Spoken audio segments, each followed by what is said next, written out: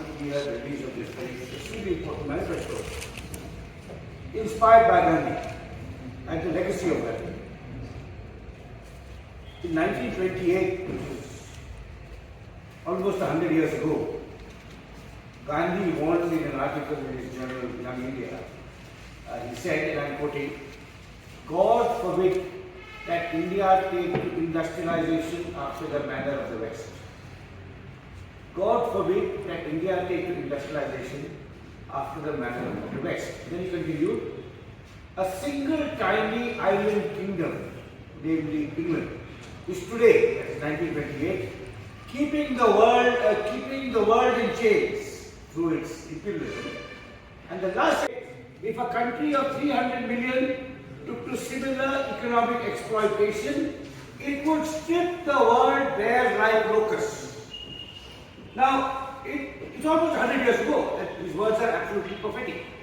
India and China and the other countries of the world, including of course the rich affluent Western powers, may collectively strip the world bare like locusts. And the crisis of climate change is very much on us. And the importance of this manifesto is that it, among the many things that are important in the manifesto, but at a more kind of philosophical level, it shows that this is a many-sided crisis. It is an economic crisis, a political crisis, a social crisis, a spiritual crisis, a moral crisis, and of course an environmental crisis as well. And it gives us some very thoughtful, perceptive, and in my view, constructive suggestions as to how all of us collectively, individually and collectively, can go about to challenge, combat, and hopefully overcome these multiple crises that our country and our earth faces. Now, I wanted to say, first of all, that I want to emphasize one point, which I urge you to consider carefully. Now, all of you are aware of climate change. Maybe except for Donald Trump, there is no climate change skeptic left on this planet. We know what unexpected weather events are doing to us in terms of the failure of the monsoon, the cyclones, the melting of the Himalayan glaciers, unprecedented forest fires, and so many other things. Right. Now, what I want to say, and I urge you to listen to what I'm saying carefully. I wanted to say that, and I think all the panelists will concur with me, that even if climate change was not occurring, India would be an environmental disaster zone. So let's assume there is no climate change. Let's assume that our meteorological department and our monsoon specialists can perfectly predict the weather patterns in every district of India for the next 10 years, and their predictions will be correct. We will still be an environmental disaster zone. Let me explain. Of the 20 most polluted cities in the world in terms of air pollution, something like 14 or 15 are from India, mostly northern India, but the Bengaluru that I grew up in is not the Bengaluru of today. So air pollution, India is the world leader. Our current government likes to speak of us as Vishwa Guru and world leaders. We are the Vishwa Guru in air pollution. We have the most highest levels of air pollution, and it's an absolute scandal that in our capital, even though this government has been in power 10 years, it has done nothing. It could have, in the Gandhian spirit of dialogue and conciliation and compromise, got the governments of Aam Aadmi Party and in Delhi, BJP in Haryana, Congress in other states together. So, but that is the scale of the air crisis. Come to water. Our rivers are biologically dead. If you look at Indian civilization, our cities were normally, and towns, and even villages, were normally sited on rivers and streams because water was needed for agriculture, for drinking, for bathing, for household cooking. Our rivers are biologically dead. Whether it be the Jamuna in Delhi, the Hooghly in Kolkata, the Ganga in Patna, it doesn't matter. The Kaveri, Srirangam, our rivers are biologically dead. If you go underneath and look at aquifers, the state of the water table underneath, Farmers all across India, including in our so-called granaries like Punjab, have to give deeper and deeper. And when they go, what do they find? They find water contaminated by chemical effluents as a result of the misnamed Green Revolution. Then you consider our forests, which are extremely biologically degraded. But technically, we still have about 1/5 of India technically as forests. What that means is the state forest department owns that land. If you look at the land, a large portion is barren. A large portion has exotics which are of no use, either to the ecology or to the local community. It could be casuarina, eucalyptus. Natural forests are thinned out, and there's an invasion of weeds, exotic weeds like lantana everywhere. So our forests are degraded. What is the consequence of our forests? A degradation of our forests? It means the depletion of plant and animal biodiversity, whether it's birds or small mammals or large mammals or butterflies, the biodiversity depletion. So we are facing a many-sided crisis, and each of these crises is many-sided. I just told you the many-sided environmental crisis. If you want to talk about economic, the different dimensions of the economic crisis, perhaps we will not get into. The social crisis, the cultural crisis, it doesn't matter. But I want to focus on the environmental crisis because, to underline this point, that it is independent of climate change and all the forms of environmental degradation that I have very briefly outlined to you and which all of you know about. Maybe you have not thought of it in this way, but if you travel around, you know what air pollution in Delhi is like, what the state of the river in Kolkata is like, what the aquifer depletion in Punjab is like, and so on. These crises collectively impact hundreds of millions of Indians. It means women have to go farther away to look for drinking water. It means pastoralists don't have grass for their sheep and their goat. It means fisher folk who are traditional fisher folk around the ocean find their cash depleted. It means young kids in Delhi from the most affluent families are asthmatics. Now I am an asthmatic because it's genetic. My father, my grandfather, it's not because of Delhi pollution. But you don't have to be genetic at 2. At the age of 18 months and 2 years, babies in Delhi are given steroid cortisone inhalers.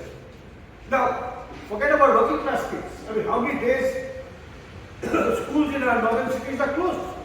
So the impact of this multiple forms of environmental degradation are tremendously adverse on health, on livelihood, on employment, on human dignity, and they are all occurring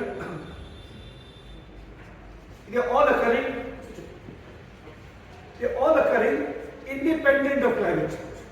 Climate change is making the problem worse, much worse, and intensifying it, exacerbating it, making it less and less predictable.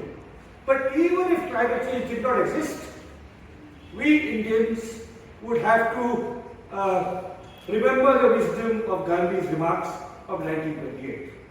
What happens if we take to industrialization of the Bangladesh West?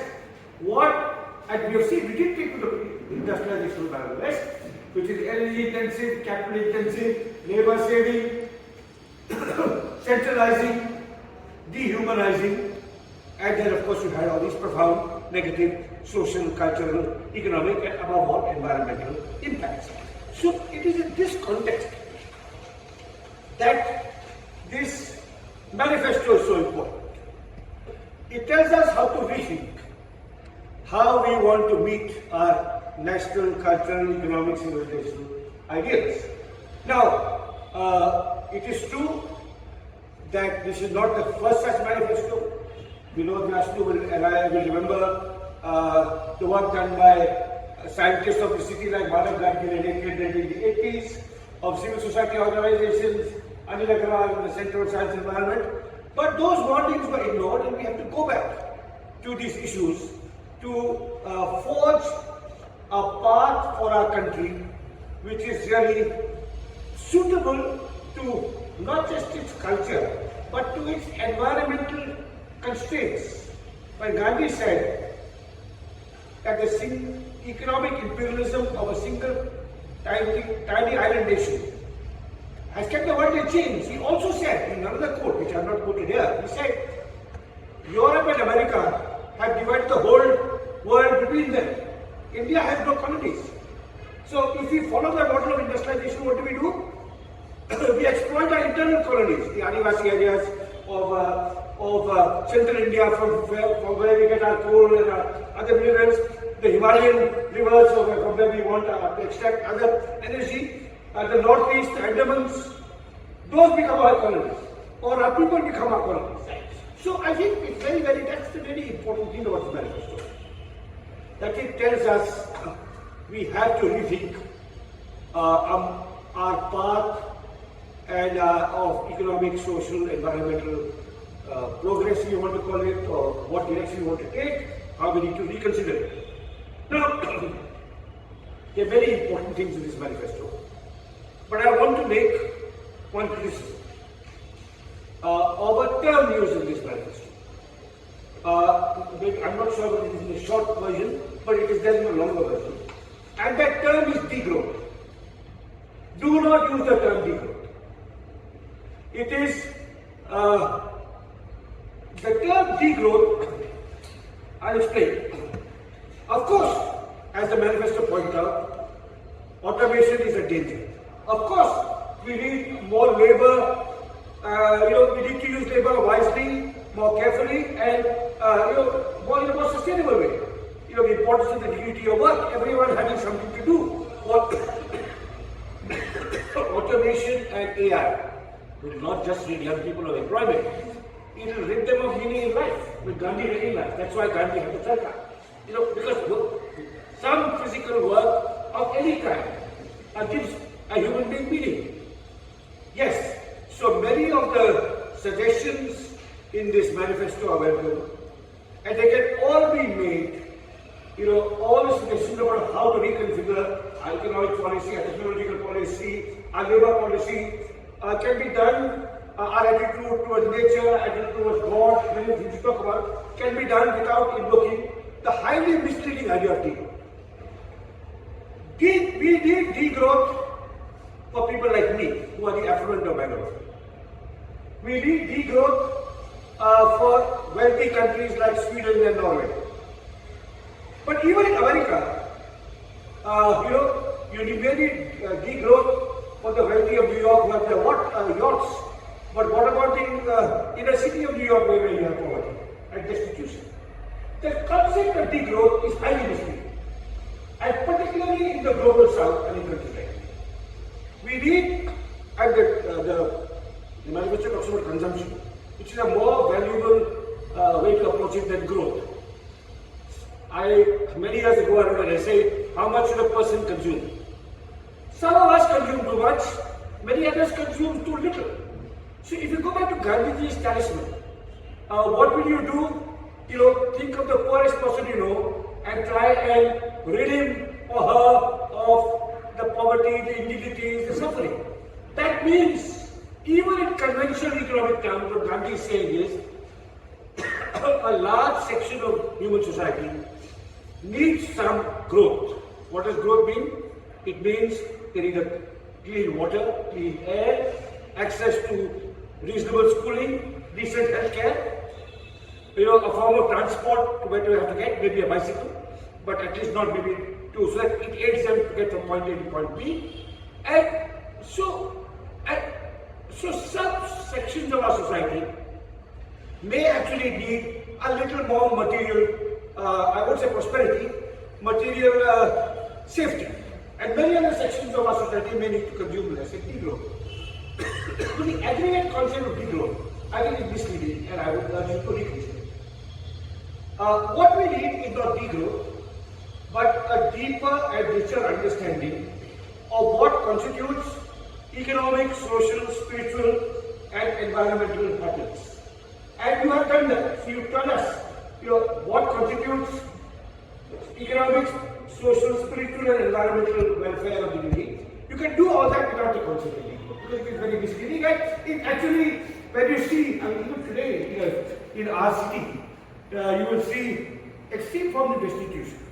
Even in places, if you just see, also, that is something I would urge you to We need, of course, labor-intensive, socially responsible, environmentally sensitive policies.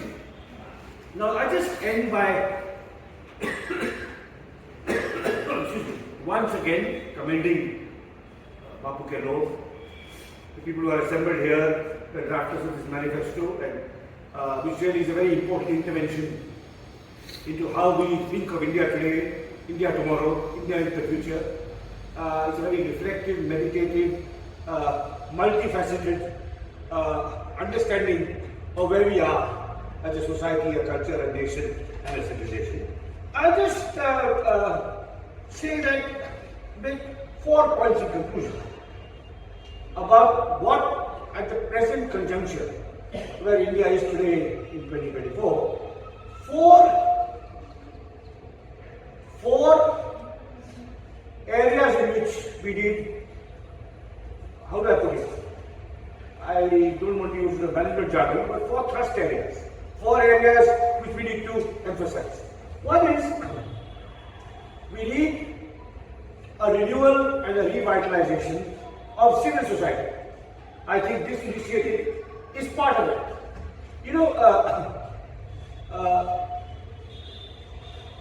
Gandhi envisaged a very active, vibrant, countrywide network of civil society organizations.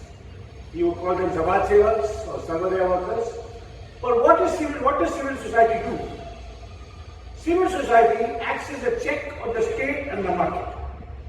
Any complex society needs the state because you need laws, you need to regulate how people conduct themselves. You also need the market because people who want to trade they come in. But if the state pursues power in an unbridled way, or the market pursues profit in an unbridled way, which often happens, you need civil society to check it. Civil society is a check both on the arrogance, the political arrogance of the state, and of the economic greed of the market, of the large investors. That's the role of civil society.